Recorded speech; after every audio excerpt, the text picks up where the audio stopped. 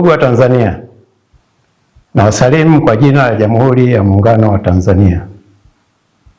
Kazi na utu. Naitwa Luteni Kanali Sylvester Morris Mangule, Mkurugenzi wa habari na uhusiano wa Jeshi la Ulinzi la Wananchi wa Tanzania. Ndugu wananchi, Jeshi la Ulinzi la Wananchi wa Tanzania linawajulisha wananchi kwamba hali ya mipaka ya nchi na usalama nchini ni shwari. Hali hii imechangiwa na ari ya wananchi ya kulinda na kudumisha amani na moyo wao wa kizalendo katika kushirikiana na vyombo vya ulinzi na usalama. Utulivu na amani uliopo nchini umewezesha wananchi kuendelea na shughuli zao za ujenzi wa taifa.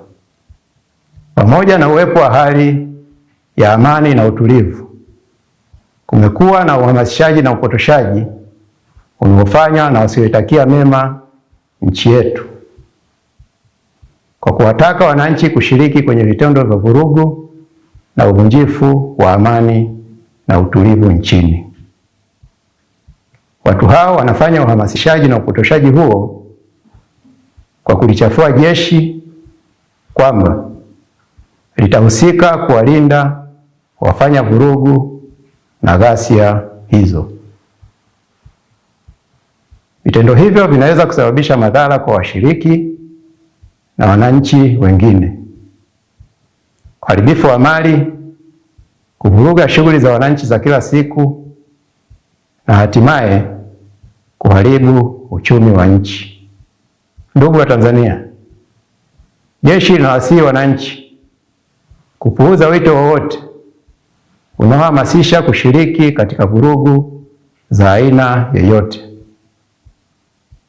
Pia linawataka kutoshiriki katika vurugu na uvunjifu wa amani, bali waendelee na shughuli zao za kila siku za ujenzi wa taifa bila hofu yoyote.